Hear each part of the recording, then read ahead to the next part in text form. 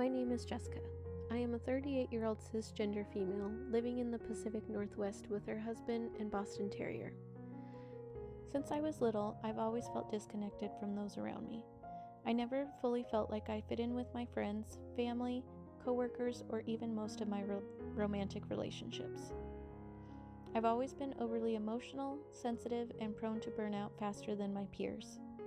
I am very stubborn when it comes to doing things a certain way and have a hard time compromising on things that seem small to other people. Because of this, people have said that I'm pushy and selfish and that no one will want to be my friend. Up until the past year, I've always felt lonely and completely misunderstood by everyone in my life. Last year, I came across a post on social media of another woman about my age that was diagnosed with autism late into her adulthood. I found several more stories about women who had similar experiences, and it was shocking how much I had in common with these women. From then on, I wondered, am I autistic? I've always considered myself to be introverted, a highly sensitive person, and I've always felt very awkward and alone most of the time. But autism was never something that entered my mind until very recently. My husband was the one to first suggest that I could be autistic several years ago. Just in passing, he just kind of mentioned, "Oh, have you ever thought maybe you're autistic?" And I said, "No. I don't think I am." And that was mainly because the traits that I was familiar with, I didn't have.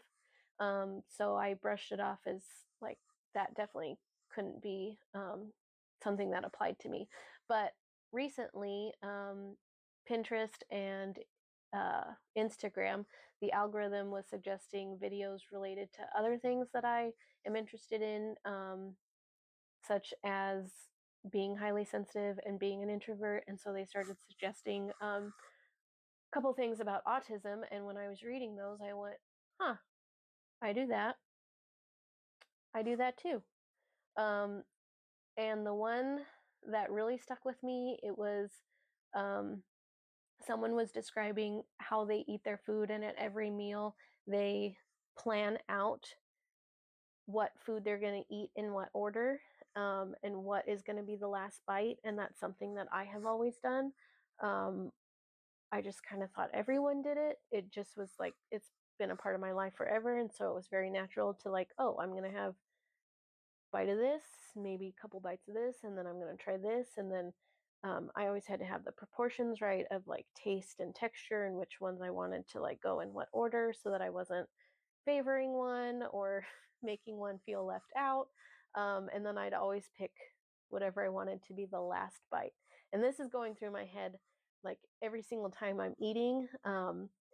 And like it's just something I do all the time. And so that struck me as being, I never thought about that could be a sign that I might have autistic traits. So from there, I just kind of went down a rabbit hole of discovering more and more things related to autism. And I learned that women, especially, are missed as children, and not diagnosed until their like 20s, 30s, even 40s, because when like people think of autism, especially like when I was growing up, they thought of boys who played with trains, who lined things up, who were very, I want to say, antisocial, didn't have a lot of social skills, um, just kind of your typical the autistic traits that you see in like TV and movies. That's what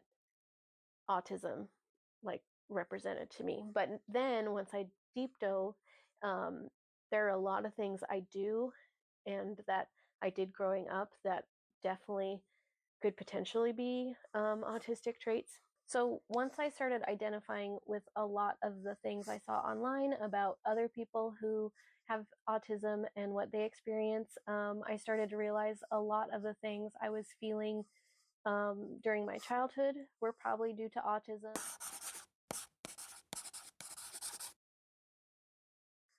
I was always called a lot of names: bossy, bratty, the B word, stubborn. I always have to have it my way. I always have to be like perfect, Little Miss Perfect. Just mean, negative things, which was really hurtful. In school, I didn't notice it as much because I guess I learned to mask very young, which is another reason why women are missed in their childhood, is they are more social and they watch other people and take their social cues and learn how to mask their self so that they don't get bullied and called those kind of names.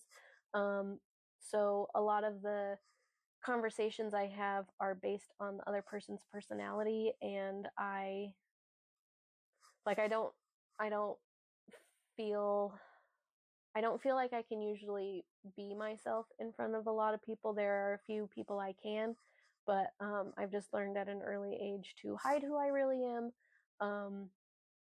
And we're a lot of people who mask, may seem fine, but that's because they put a lot of effort into how they present themselves um, in person, and when they get home, if depending on how stressful the day has been, that's when they might have their meltdown.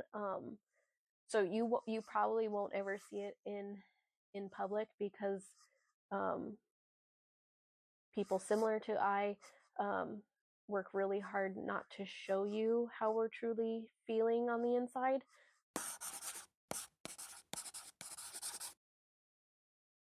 The other things I experienced growing up are autistic individuals have special interests. So my special interests were animals in the very beginning. I think I really liked Care Bears. And then in grade school, um, when Harry Potter came out, I was obsessed with Harry Potter, Lord of the Rings, and I still have those. Well, I think Harry Potter is like the longest running special interest I've had. But then as I grew older, it became like reading, interior design, because that's what I went to school for. Right now, it's definitely tiny homes, still Harry Potter, and a couple other things. So while I was while I've been in this self-discovery phase, I've been keeping a list of all the traits that I see in myself, that a lot of autistic people have. Um, One of the things on there is being very sensitive to, like, all your senses are on overload all the time. So I'm very sensitive to lights, flashing lights, bright lights. They can cause migraines for me, and I just like feel panicky.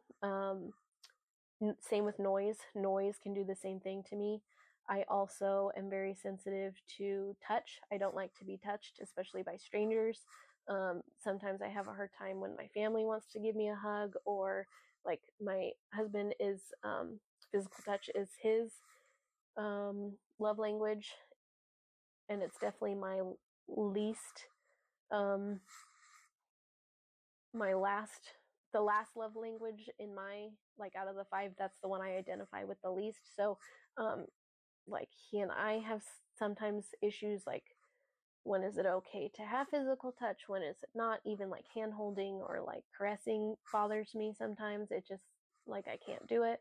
Let's see, a lot of people with autism have trouble with like food and taste and like textures. I don't usually have that issue, but I do like to eat the same thing all the time. Not all the time, but I do like to eat the same thing, and I have like safe foods.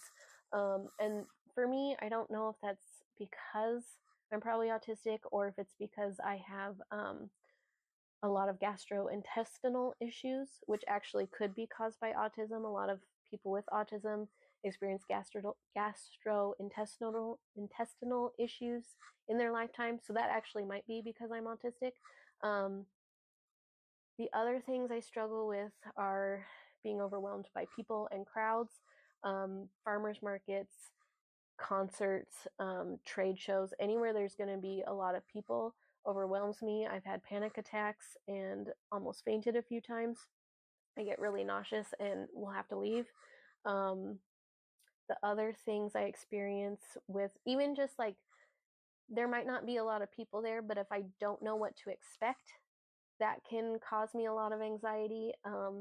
Just like going to a new restaurant or like a new venue, or if my husband plans like a fun surprise day for me, he kind of has to like guide me through it because I do not like surprises and that stresses me out. Like just I don't know. It's just like the whole thing. There's too many sensory overload going on with not being able to know what to expect. So he usually has to tell me like even what my birthday presents are going to be, or um, like where we're going, what we're going to do. He has to like really, he'll ask me because he knows I don't like surprises. He will ask me, do you want to know or do you want to be surprised? And if I say, you can surprise me, he's like, are you sure? Because that's usually not my answer. So he knows that, like, I'm very sensitive to that. So that's nice that he can work with me.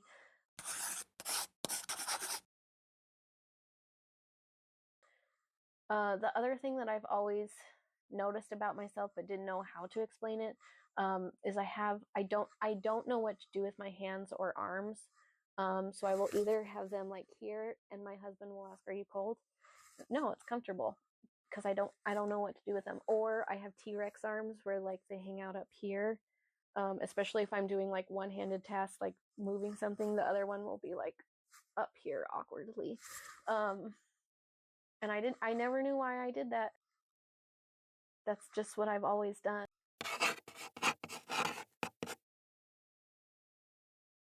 Oh, one of the things that I never knew I knew I did this, but I thought everyone did. I cannot look at people straight in the eyes, but I don't look away like this or like look down. I've learned, and this is part of masking, I've learned to look at people's mouths.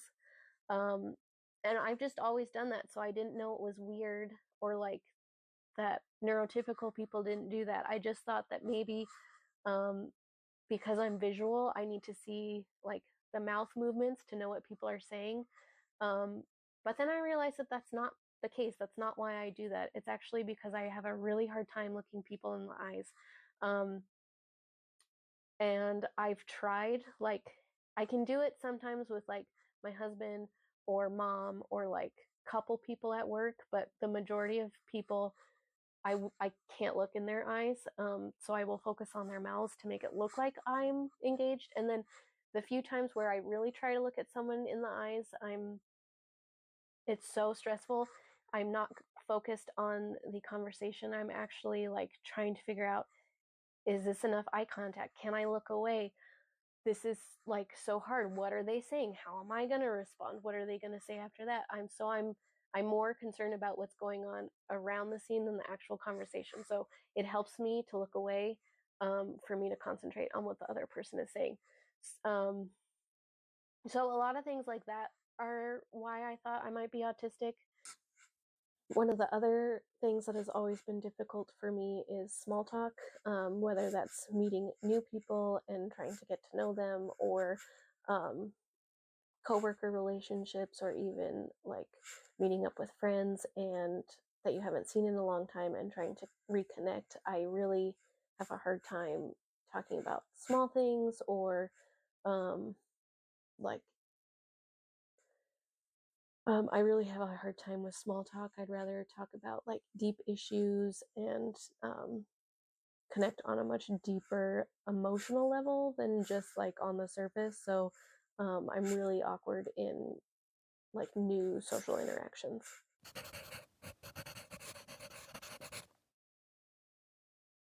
I have always had a friend group. We moved around a lot growing up, and that was difficult making new friends every year. But I did always have, or usually had, one or two close friends. Either someone I had met several years ago and we're still friends with, or new people that I connected with and found similar hobbies with. Um, So I did always have close friends, but I usually still felt a little left out of the group. Like I just couldn't explain. I just always felt different and that I didn't quite fit in, or I didn't always quite get their jokes, or um, they had always known each other for like since they were 5, and I always felt like the newcomer. So I don't know. I have always felt like the oddball out, even within my really close friend groups. I still have a couple close friends, but I have like maybe like 2 or 3 people that I talk to, and then the rest I would consider acquaintances. It's really hard for me to make friends and make small talk, so I like to keep my friends group small, and that also helps me because I don't like a lot of activities, especially when it's like this friend group this night, these friends this night, and it's just like I'd rather just hang out with like a couple people and the rest of the time hang out at home.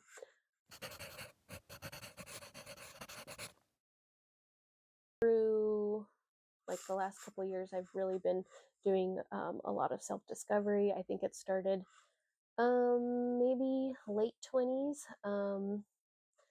Uh, I discovered the Myers-Briggs personality test, and identified with being an INFJ, which is the rarest of the 16 personality types. I think like 1% of the population is that type. So that explained quite a bit of why I felt alone growing up and just felt like the outsider. But I still, after discovering that, I still felt like there was pieces missing that explained who I was. And then through like COVID and just like I went into like a self discovery mode and realized I had a lot of childhood trauma that I hadn't worked through, which I might talk about that in later videos. I'm not sure, but I had a lot of childhood trauma that I didn't have, that hadn't healed because I didn't know I had it. So that was a big discovery, and that was very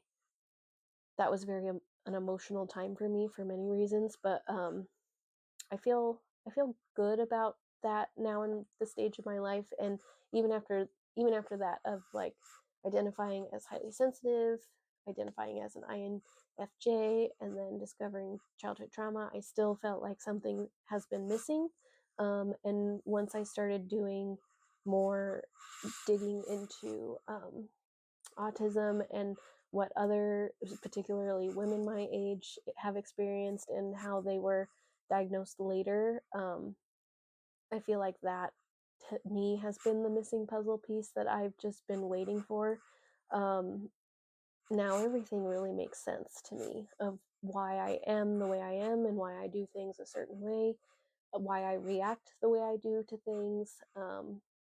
So yeah, it's been very healing, I would say, to discover this, and I'm really excited to learn more. Let's see, I took several self-assessment tests online, that professional use to diagnose if someone is autistic. Um, and I scored very highly in all of them, very on the what they call neurodivergent side.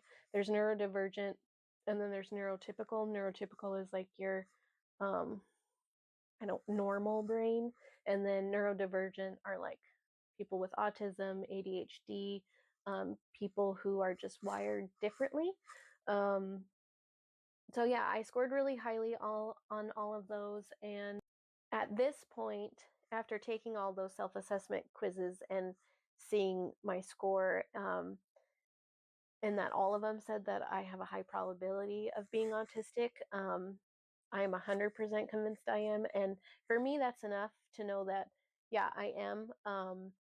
But I want to take it a step further and get professionally diagnosed. And that is for a couple of reasons. I want to be able to um, talk to my family about like why I do the things I do. They've always seen me as very stubborn and hard to deal with.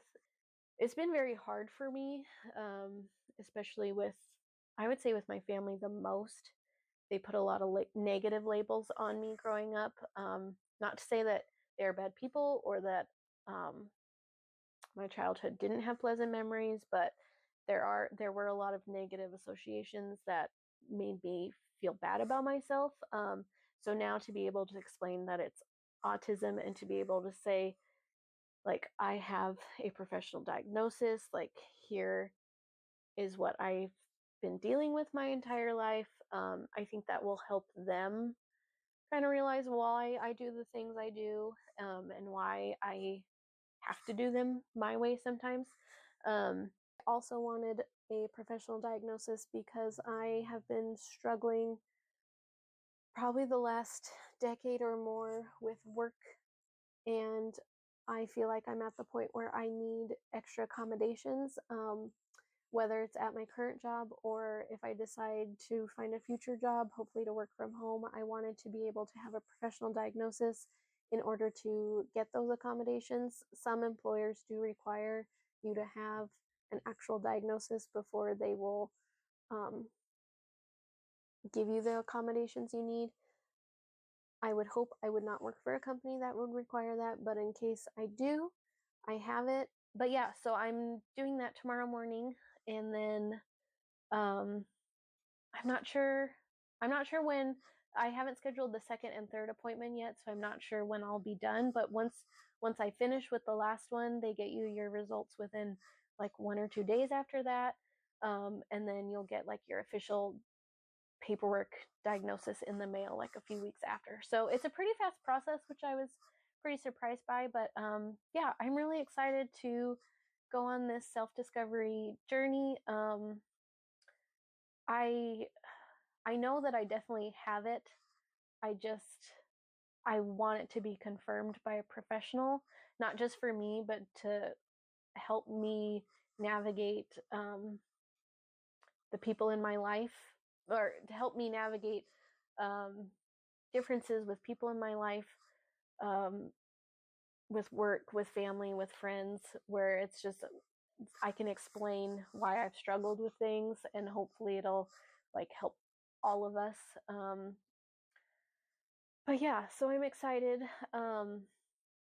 I think I'll be more disappointed if they say I don't have it, because there's just been a lot of unanswered things in my life. Like, why do I do this? Why do I always feel this? Why am I always crying and getting so emotional? And so I am really hoping that their test results come back positive with what I have experienced, just because I feel like that is the missing puzzle piece in my life that I've just now have known is missing. So yeah, I we'll see. But yeah, I plan to take you on this journey with me. Um, Tomorrow's the first assessment, and I'm gonna try and record some of it. Um, and then let you guys know how it goes. And if you're interested in like what I've been discussing in this video and want to know more, um, I want to do like a series of living with autism and mental health. And so if you are interested, let me know, because I want to make this a regular thing. Or if you have questions or want, whatever, more information, more of what I go through.